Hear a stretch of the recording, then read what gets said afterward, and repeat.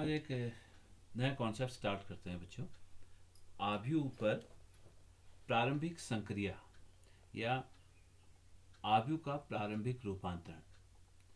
इस सेक्शन से आव्यूह के प्रारंभिक रूपांतरण से किसी आव्यूह का प्रतिलोम ज्ञात करिए, इस पर आधारित 4 नंबर का सवाल यहाँ से आता है। तो पहले हमें सीखना होगा कि आव्यूह का प्रारंभिक रूपांतरण क्या है, किसी आव्यूह का प्रारंभिक रूपांतरण क्या है। जैसे एक सिंपल सी बात हम यहाँ से स्टार्ट करें एक उदाहरण से। माना एक आव्यूह हमारे पास इस प्रकार से है कि दो किसान हैं, राजा और रहीम। वो जून के महीने में कुल फल बेचते हैं। 3 प्रकार के फल बेचते हैं, आम, लीची और तरबूज। राजा 5,000 रुपये के फल बेचता है, आम बेचता है, लीची 10,000 की बेचता है और तरबूज 5,000 की बेचता है। रहीम आम 60,000 की बेचता है, लीची 5,000 की और तरबूज 6,000 की। ये एक आव्यूह हुआ। इसी आव्यूह को हम एक दूसरे तरीके से भी लिख सकते थे। हम पहली पंक्ति में, अब मैंने राजा ने जो आम, लीची और तरबूज बेचे थे वो लिखे हैं। अब मैं अगर रहीम को पहली पंक्ति में लिख देता हूँ, राजा को दूसरी पंक्ति में लिख देता हूँ, तो यही जो हमारे पास आव्यूह है, इन्हें आम, लीची और तरबूज भेजे हैं, तो यही जो आव्यूह है वो इस प्रकार से हो सकता है। मैंने कहा पहली पंक्ति में मैं रहीम को दिखा देता हूँ। रहीम ने कितना जून के महीने में कितना आम, लीची और तरबूज बेचे हैं। दूसरे में दिखा देता हूँ मैं राजा ने कितने आम, लीची और तरबूज बेचे थे।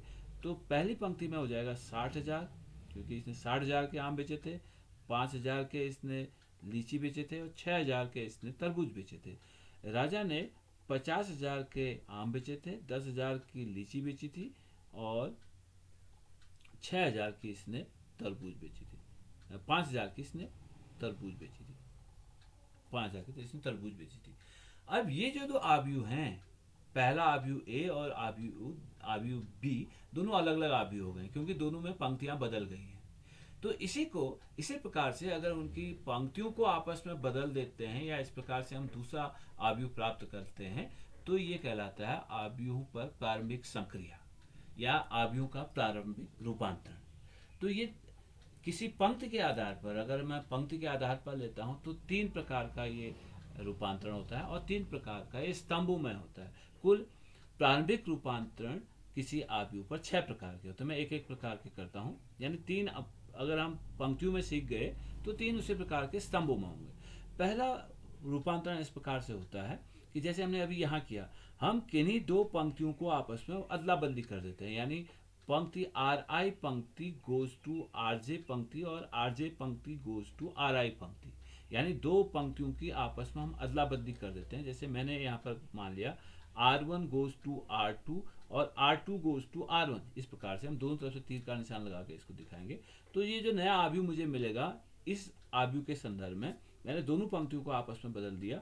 -1 2 4 पहली पंक्ति हो जाएगी, 1 2 3 दूसरी पंक्ति हो जाएगी और तीसरी पंक्ति में हमने कोई परिवर्तन नहीं किया, तो ये नया आव्यूह हो गया। तो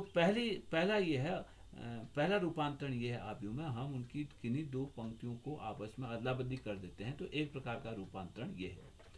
दूसरे प्रकार का रूपांतरण कहते हैं यदि हम किसी पंक्ति के प्रत्येक अवयव को किसी अचर से गुणा कर देते हैं। आर आई गोज टू के आर आई। जैसे यहाँ पर मैं कहूँ कि इस आव्यूह में मैं दूसरी पंक्ति को R2 में एक परिवर्तन हो रहा है, R2 में एक परिवर्तन कर रहे हैं, इस पंक्ति में, इस आव्यूह के दूसरी पंक्ति में एक परिवर्तन कर रहे हैं कि R2 गोज टू, किसी अचर से गुणा कर दिया मैंने, 2 गुणा R2, ऐसे मैंने कर दिया। तो इससे मुझे जो नया आव्यूह मिलेगा, इसे मैं आव्यूह सी अगर कहता हूँ, तो नया आव्यूह मेरे पास हो जाएगा। पहली पंक्ति में कोई परिवर्तन नहीं है, केवल परिवर्तन R2 में है, तो पहली पंक्ति यही रहेगी 1 2 3। दूसरी पंक्ति को 2 से गुणा कर दिया तो जाएगा -2 4 और 2 4 जा 8। और तीसरी पंक्ति में भी कोई परिवर्तन नहीं, 6 5 7, ये तीसरी पंक्ति ऐसी रहेगी। तो दूसरे प्रकार का रूपांतरण ये है कि हम किसी पंक्ति में इस प्रकार से परिवर्तन करते हैं कि उस पंक्ति का प्रत्येक अवयव किसी अचर से गुणा हो जाता है। तो ये आव्यूह का दूसरे प्रकार का रूपांतरण है, यानी दो पंक्तियों एक किसी पंक्ति में इस प्रकार से परिवर्तन किया, यानी इस पंक्ति को किसी अचर से गुणा कर दिया हमने और पंक्तियां ऐसे हैं। तीसरे प्रकार का परिवर्तन ये है, हम किसी पंक्ति में परिवर्तन कर रहे हैं। आर आई में मैंने ऐसे परिवर्तन किया कि इस आर आई पंक्ति में किसी दूसरी पंक्ति के प्रत्येक अवयव को आर जे को के से गुणा करके मैंने जोड़ दिया। किसी पंक्ति में किसी दूसरी पंक्ति को किसी अचर से गुणा करके जोड़ देते हैं तो जो आर आई पंक्ति है उसमें कुछ परिवर्तन हो जाएगा। तो इस प्रकार से मैंने मान लिया यहाँ पर मैं ये करता हूँ कि R2 में एक परिवर्तन करता हूँ कि R2 गोज का मतलब है R2 में परिवर्तन हो रहा है। कैसा परिवर्तन हो रहा है? R2 goes to R2 minus 2R1 कर दिया सपोज मैंने, यानी R1 को मैंने, ये R1 था, इसको 2 से गुणा करके इसको R2 से घटा दिया। ये परिवर्तन हो रहा है R2 में। R2 goes to R2 minus 2R1, ये परिवर्तन हो रहा है।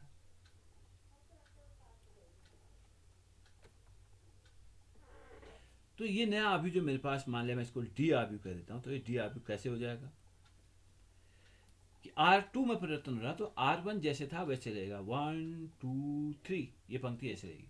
R2 में परिवर्तन हो रहा है यानी -1, ये -1 -2 हो जाएगा ये, यानी R2 में से मैंने R1 को 2 से गुणा के घटा दिया, यानी माइनस R1 का पहला, R2 का पहला यह था -1, -2 गुणा 1 यानी -1 -2 ये हुआ। ठीक है, R2 goes to R2 minus 2R1, -1 -2 -3 हो जाएगा। वैसे दूसरा अवयव 2 माइनस, ये था R2 का दूसरा अवयव था 2 माइनस 2 दूना 4, यानी 2 माइनस 4 -2 हुआ। तीसरा अवयव R2 का तीसरा अवयव था 4 माइनस 2 गुणा 3, यानी 4 माइनस 6, ये भी -2 हो गया। और तीसरा अवयव वही रहा 6 5 7। तो तीसरे प्रकार का रूपांतरण आव्यूह का इस प्रकार से है कि किसी पंक्ति में इस प्रकार से परिवर्तन हो रहा है कि उस पंक्ति में किसी दूसरी पंक्ति के अवयवों को किसी अचर से गुणा करके जोड़ देते हैं, तो ये आव्यूहों का तीसरा रूपांतरण करा था। पहला रूपांतरण ये है कि हमने दो पंक्तियों को आपस में अदला बदली कर दी। दूसरा यह है कि हमने किसी पंक्ति को किसी पंक्ति में इस प्रकार से परिवर्तन हो रहा है कि उस पंक्ति को किसी अचर से गुणा कर दिया है। तीसरा यह है कि हमने किसी पंक्ति में इस प्रकार से परिवर्तन हो रहा है कि उस पंक्ति में किसी दूसरी पंक्ति के प्रत्येक अवयव को किसी अचर से गुणा करके जोड़ दिया। जैसे मैं यहाँ पर मैंने करा R2 में ये परिवर्तन हुआ कि R2 goes to R2 minus 2R1, यानी R1 को -2 से गुणा करके R2 में जोड़ दिया, या R2 माइनस 2R1। ये परिवर्तन ये भी हो सकता था कि R1 goes to R1 plus 2R2। अगर मैं ऐसा कर दूं, R1 goes to R1 plus 2R2 कर दूं, तो ये नया आव्यूह E क्या हो जाएगा। अब R1 में परिवर्तन हो रहा है। R1 था 1 2 3, उसमें मैंने R2 को 2 से गुणा करके जोड़ दिया, यानी 1 माइनस 2, या -1 को 2 से गुणा करेंगे तो 1 माइनस 2 -1 हो गया। 2 प्लस 4, इसको 2 से गुणा करा है, 2 दूना 4, 2 प्लस 4 6, 3 प्लस 8 11, इसको R1 में R2 को 2 से गुणा करके जोड़ दिया, 3 धन 2 गुणा 4, 3 धन 8 11। अब R2 में कोई परिवर्तन नहीं है, -1 2 4 6 5 7। ये तीसरे प्रकार का परिवर्तन है, आव्यूहों का तीसरे प्रकार का रूपांतरण है। पहला है दो पंक्तियों को आपस में बदल देना, दूसरा है किसी पंक्ति को किसी अचर से गुणा कर देना, तीसरा है किसी पंक्ति में किसी दूसरी पंक्ति के अवयवों को किसी अचर से गुणा करके जोड़ देना। अब तीन तो ये पंक्ति आधारित रूपांतरण है। तीन रूपांतरण यही चीजें ये हो सकती हैं। इसी प्रकार से हम पंक्ति के स्थान पर स्तंभ को यूज कर दें, यानी जो चौथा होगा वो होगा हमने दो स्तंभों को आपस में बदल दिया, CI goes to CJ and CJ goes to CI, यानी कि हमने इस तरह से कर दिया कि पहली पंक्ति स्तंभ और दूसरे स्तंभों को आपस में बदल दिया। पांचवा ये होगा कि हमने किसी स्तंभ में परिवर्तन ऐसे किया कि उस स्तंभ के प्रत्येक अवयव को किसी अचर से गुणा कर दिया। जैसे मैं कह दूं कि C1 में ये परिवर्तन हुआ है, C1 goes to 2 into C1, ऐसे मैंने कर दिया। और छठा इसमें जो परिवर्तन है वो यानी यही बात है कि हमने किसी स्तंभ में यानी CI goes to CI plus K गुणा CJ, इस प्रकार से हमने करा। यानी मैंने पहले स्तंभ में ये परिवर्तन किया कि पहले स्तंभ में दूसरे स्तंभ को किसी अचर से गुणा करके जोड़ दिया। तो बिल्कुल वही जैसे रो में था उसी प्रकार से कॉलम्स में भी है। तो तीन रूपांतरण स्तंभ पंक्तियों के सापेक्ष हैं, तीन रूपांतरण जो है स्तंभों के सापेक्ष। जब भी हम रूपांतरण कर रहे हैं एक इनको मिक्स अप नहीं करेंगे। अगर हम यदि हम पंक्तियों में रूपांतरण कर रहे हैं तो आगे भी आव्यूह में है, पंक्तियों में ही रूपांतरण है। जैसे आपने ये कहा, आपने राजा और रहीम को ऊपर नीचे कर दिया, तो एक बात है। अगर आप इनको बदल देंगे तो आपने इसको भी बदल दिया, आपने इनको भी बदल दिया, यानी लीची और आम भी बदल दिए, राम और रहीम भी बदल दिए, तो आव्यूह में जो है एक संगत रिजल्ट हमें नहीं मिलेंगे। तो इसलिए जब भी हम रूपांतरण कर रहे हैं, या तो रो ट्रांसफॉर्मेशन इसे कहते हैं ट्रांसफॉर्मेशन, या तो हम पंक्ति रूपांतरण ही करेंगे या हम स्तंभ रूपांतरण ही करेंगे। इसकी उपयोगिता है, ये जो आव्यूह पर जो प्रारंभिक संक्रिया अथवा आव्यूह का जो प्रारंभिक रूपांतरण है, इसका हमारे लिए उपयोगिता है। इसकी उपयोगिता आती है कि हम किसी आव्यूह का व्युत्क्रम इसकी मदद से हम ज्ञात करते हैं। पहले समझते हैं कि आव्यूह का व्युत्क्रम है क्या। आव्यूह का व्युत्क्रम या प्रतिलोम भी इसे कहते हैं। आव्यूह का प्रतिलोम क्या है या इसका व्युत्क्रम क्या है। प्रतिलोम, जैसे हम प्रतिलोम फलन पढ़ा था, बिल्कुल वही कॉन्सेप्ट आव्यूह के व्युत्क्रम में भी लगेगा। हमने किसी फलन का प्रतिलोम कैसे निकाला था। हमने कहा था किसी फलन f के लिए एक फलन g इस प्रकार से है कि यदि f operation g equal to अगर तत्समक फलन है तो g फलन को f फलन का इन्वर्स कहते हैं, प्रतिलोम कहते हैं, तथा इसे f इन्वर्स यानी g को हम f का इन्वर्स कहते हैं और इसको f इन्वर्स से हम निरूपित करते हैं। क्या, यदि f और g दो ऐसे फलन हैं कि f operation g equal to I equal to g operation f है, तो हम g को f का प्रतिलोम कहते हैं और g को हम ऐसे दिखाते हैं कि g equal to f inverse. Same concept आव्यूह में भी है। किसी आव्यूह का व्युत्क्रम का क्या मतलब हुआ। यदि किसी आव्यूह a के लिए कि दूसरा आव्यूह b इस प्रकार से है कि आव्यूह a गुणा आव्यूह b बराबर b गुणा आव्यूह a बराबर एक तत्समक आव्यूह अगर है, तो आव्यूह b को a का व्युत्क्रम कहते हैं। बिल्कुल फलन वाली कॉन्सेप्ट यहाँ भी है। यदि दो आव्यूह a और b ऐसे हैं कि उनका प्रोडक्ट a इंटू बी बराबर b इंटू a बराबर i है, जैसे यहाँ बताया f operation g equal to g operation f बराबर i था, तत्समक फलन था, यहाँ तत्समक आव्यूह होगा। यदि a into B equal to b into a बराबर अगर एक तत्समक आव्यूह प्राप्त होता है, तो हम आव्यूह b को आव्यूह a का प्रतिलोम आव्यूह या व्युत्क्रम आव्यूह कहते हैं। उसे हम दिखाते हैं इस प्रकार से a inverse is equal to हमारे पास b होगा। तो किसी आव्यूह को के इनवर्स को हम a इनवर्स द्वारा निरूपित करेंगे। अब जैसे हमें देखें, एक एग्जाम्पल से हम देखने की कोशिश करें। जैसे आव्यूह हमारे पास a इक्वल टू है 2 3 1 2 और दूसरा आव्यूह हमारे पास है 2 3 1 2। अगर इन दोनों आव्यूहों को हम गुणा करते हैं आपस में 2 3 1 2 2 3 1 2, ये हमारे पास है। इनको अगर हम गुणा करते हैं ये बराबर आएगा हमारे पास पहली पंक्ति से पहला स्तंभ 2 दूना 4 2 दूना 4 ऋण 3 3 एकम 3, दूसरा अवयव 2 3 6 ऋण 6 धन 3 दूना 6। अब दूसरी पंक्ति के अवयव 1 दूना 2 ऋण 2 1 3 ऋण 3 धन ऋण 3 धन 4 2 दूना 4। तो ये आता है हमारे पास 4 3 1 6 प्लस 6 0 2 2 0 और -3 + 4 1। तो तत्समक आव्यूह आया। ए इंटू बी इक्वल टू हमारे पास तत्समक आव्यूह आया द्वितीय कोटि का। जो ए और बी, हमेशा जब भी हम किसी आव्यूह का वर्ग ज्ञात कर रहे हैं, ये ध्यान रखना होगा कि केवल वर्ग आव्यूह का ही व्युत्क्रम संभव होगा, क्योंकि हमें ये दिखाना है कि ए इंटू बी अगर परिभाषित है तो बी इंटू ए भी परिभाषित होना है। केवल A into B equal to I आने से नहीं पॉसिबल है, A into B equal to I होने से नहीं होगा कि A into B equal to B into A, यानी ये क्रम निवेय नियम का भी पालन करेंगे जो व्युत्क्रम आव्यूह होंगे। A into B equal to B into A equal to I होना है।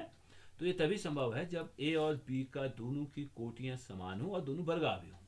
तो A into B equal to B into A, तो ध्यान रखना है कि जब कभी भी किसी आव्यूह का अगर हम व्युत्क्रम ज्ञात कर रहे हैं तो वो आव्यूह हमेशा वर्ग आव्यूह होगा, और उसका जो व्युत्क्रम है वो भी एक वर्ग आव्यूह होगा सिंपली।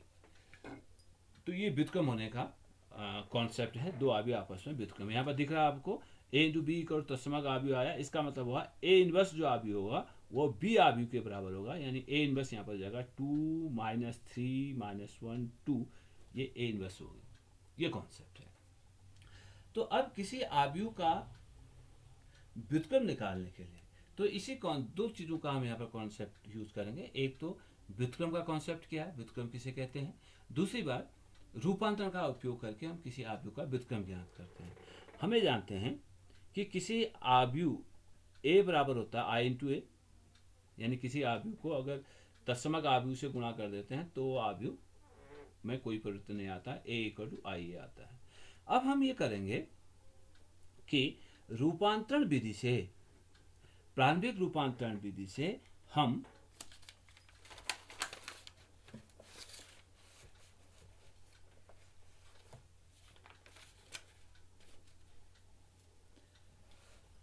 अब प्रारंभिक रूपांतरण विधि से हम इस आव्यूह ए को किसी प्रकार से आई में कन्वर्ट कर देंगे। प्रारंभिक रूपांतरण विधि से इस आव्यूह ए को हम तत्समक आव्यूह बना देंगे, यानी इसके अवयव जो भी हैं, ये जैसे इसके अवयव यहाँ पर थे वो 2 3 1 2, ये आव्यूह ए था। हम रूपांतरण से इस आव्यूह को ऐसे कन्वर्ट कर देंगे कि इसके अवयव 1 0 0 1 हो जाएंगे, यहाँ तत्समक आव्यूह बना देंगे। तो यानी अगर मैंने रूपांतरण से इस आव्यूह को अगर मैंने आई बना दिया, तो जब इसमें रूपांतरण कर रहे हैं, आव्यूह ए में रूपांतरण कर रहे हैं, तो उसके संगत इस आव्यूह आई तत्समक आव्यूह क्या होगा, यहाँ पर 1 0 0 1 आव्यूह था पहले, ये ए था। रूपांतरण से अगर हम इसमें रूपांतरण कर रहे हैं, आव्यूह ए में हम रूपांतरण कर रहे हैं, उससे हमने आई आव्यूह बनाया, उसके संगत हम इस आव्यूह में भी संगत रूपांतरण करते रहेंगे। उससे क्या होगा कि अगर ये आई आ गया तो इसे निश्चित ही होना चाहिए ए इनवर्स, क्योंकि A inverse into A equal to ही आई होता है। ठीक है, तो हम इस कॉन्सेप्ट को यूज करेंगे कि सबसे पहले हम किसी आव्यूह ए को आई इंटू ए के रूप में लिख देंगे, फिर बाईं ओर के इस आव्यूह को प्रारंभिक रूपांतरण से हम तत्समक आव्यूह बना देंगे, और उसके संगत आई में हम चेंज करते रहेंगे, ए में नहीं, एक बार में एक ही में चेंज होगा, या तो आई में चेंज होगा या ए में चेंज होगा। तो हम ए को ऐसे रहने देंगे, आई आव्यूह में चेंज करेंगे। तो अगर ये आई आ रहा है, इन दोनों आव्यूहों का गुणफल आई आ रहा है, तो निश्चित ही ये पहला वाला आव्यूह होगा वो आव्यूह ए इनवर्स होगा। एक करके देखते हैं, एक सवाल को, छोटा सवाल हम करके देखते हैं। मान लेते हैं एक आव्यूह हमारे पास है ए इक्वल टू 1 2 2 माइनस 1। इस आव्यूह का व्युत्क्रम ज्ञात कीजिए प्रारंभिक संक्रियाओं से या प्रारंभिक रूपांतरण से। प्रारंभिक रूपांतरण से व्युत्क्रम ज्ञात कीजिए, व्युत्क्रम ज्ञात कीजिए। यह आव्यूह ए था, तो सिंपली हम लिख देंगे ए इक्वल टू आई इंटू ए, इस आव्यूह सर्वसमीका को हम लिख देंगे ए इक्वल टू आई ए। अब आव्यूह ए और इस आई के मान रख देते हैं और इसको ऐसा रहने देंगे। आव्यूह ए हमारे पास यहाँ पर 1 2 2 माइनस 1, और ये है 1 0 0 1 तत्समक आव्यूह। इस आई को लिख देंगे और इस ए को जैसे था वैसे लिखेंगे, इस ए का मान यहाँ पर नहीं रखेंगे, क्योंकि जब हम रूपांतर कर रहे हैं एक बार में एक ही आव्यूह का रूपांतर कर रहे हैं, जो रूपांतरण बाईं ओर होगा वही रूपांतरण दाईं ओर भी होगा। अब बाईं ओर रूपांतरण मैंने ऐसे करना है कि इसको मैंने तत्समक आव्यूह बनाना है, यानी उसमें ये दोनों शून्य होने हैं और ये दोनों वन वन होने हैं। तो सबसे पहला काम ये करेंगे, यहाँ से चलेंगे, तो सबसे पहले हम इसको वन बनाएंगे। यहाँ पर वन ऑलरेडी है, तो अब उसके बाद इसको इसे दूसरी पंक्ति में पहला अवयव इसको शून्य करेंगे। यानी मैं क्या काम कर सकता हूँ कि R2 इसको 2 से गुणा करके इससे घटा दें, ये शून्य हो जाएगा। तो R2 goes to R2 minus 2 गुणा R1। ये ऑपरेशन अगर मैं लगाता हूँ, अब आगे और अवयवों में क्या परिवर्तन होता है वो नहीं देखना आपने, केवल आपने इसको शून्य करना है अभी। तो ये पहली पंक्ति में कोई परिवर्तन नहीं हो रहा, R2 में परिवर्तन हो रहा है, तो ये 1 2 रहा। दूसरी पंक्ति में अवयव हो जाएगा ये R2 माइनस 2 गुणा R1, 2 ऋण 2 शून्य, ये हुआ ऋण 1, R2 में ऋण 1, ये ना R2 हमारे पास है ऋण में माइनस 2 गुणा 2, ठीक है। R2 माइनस 2 गुणा R1 माइनस 1 माइनस 4, कितना हो गया -5। यही परिवर्तन दाईं ओर भी होगा, इक्वल टू पहली पंक्ति में कोई परिवर्तन नहीं है 1 0, दूसरे में शून्य ऋण यानी R2 goes to R2 minus R1, 0 minus 2 हो जाएगा, R2 माइनस 2 R1, 0 माइनस 2 हो गया, 1 माइनस 2 गुणा 0 0 हो गया, 1 माइनस 0 1 हो गया, इंटू ए आ गया। अब दूसरा काम ये करना है कि हमें इस अवयव को 1 करना है सिंपली।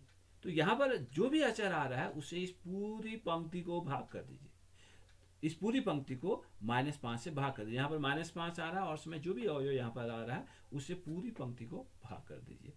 यानी R2 गोज टू, R2 में फिर परिवर्तन हो रहा है, R2 गोज टू -1/5 R2। तो ये आया, नया अभी मेरे पास आया। R1 में कोई चेंज नहीं है, 1 2, 0 को आपने 0 से भाग किया, 0 हो गया, -5 को -5 से भाग किया 1, -5 से आपने पूरे को भाग कर दिया, दैट इक्वल टू, यहाँ भी R1 में कोई चेंज नहीं है 1 0, और ये हो जाएगा 2/5, -2 को आपने -5 से भाग किया, 2/5 हो जाएगा, और ये हो जाएगा -1/5 इंटू ए। अब इसको 1 करना है, ठीक है। पहले हमने इसको 1 करेंगे, फिर इसको शून्य करेंगे, फिर इसको 1 करेंगे, फिर इसको 1 कर देंगे, अपने आप ये तत्समक आदि हो जाएगा। तो इसको 1 करने के लिए क्या चेंज करना चाहिए मुझे, चेंज कब होना है, R1 में चेंज होना है।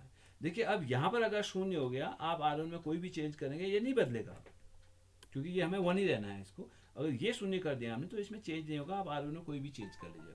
तो ये चेंज करें कि R1 गोज टू, मैं जैसे 1 करना है तो R1 माइनस R2, यानी 2 ऋण 1 करोगे तो 1 हो जाएगा, R1 माइनस R2।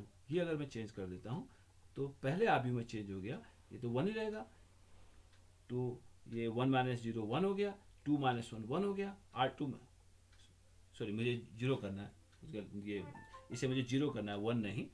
तो R1 goes to R1 minus 2 R1 कर दीजिए, इसको 2 से गुणा करके इससे घटा लेते हैं, क्योंकि मुझे इसे शून्य करना ना, 1 ये मुख्य विकर्ण के 1 होंगे और शून्य होंगे, इससे मुझे तत्समक आबी बनाना है। तो इसको R2 को 2 से गुणा करके R1 से घटा लीजिए, R1 goes to R1 minus 2 R2 कर देते हैं, तो ये 1 हो गया, इसमें कोई चेंज नहीं होगा। ये 2 माइनस 2, ये 0 हो गया।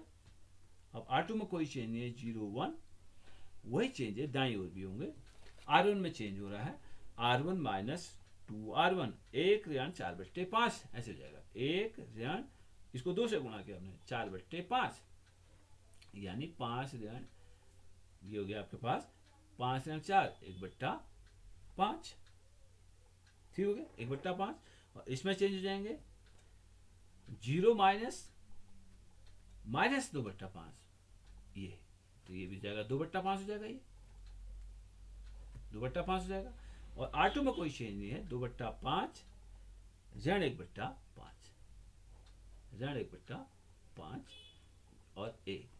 तो अब आपको दिख रहा है इन दो आव्यूहों का गुणनफल 1/5, 2/5, 2/5, ऋण 1/5 और a का गुणनफल एक तत्समक आव्यूह आता है। इसलिए बाय डेफिनेशन ए इनवर्स, ये जो आव्यूह है, क्योंकि इन दोनों आव्यूहों का गुणनफल एक तत्समक आव्यूह आ रहा है, हमने कहा यदि a इंटू बी इक्वल तत्समक आव्यूह आता है या b इंटू ए इक्वल तत्समक आव्यूह आता है तो आव्यूह b आव्यूह a का तत्समक होता है, आव्यूह b आव्यूह a का व्युत्क्रम होता है। इसलिए ये आव्यूह जो है a का इन्वर्स होगा। a inverse is equal to 1/5 2/5 2/5 minus 1/5 होगा।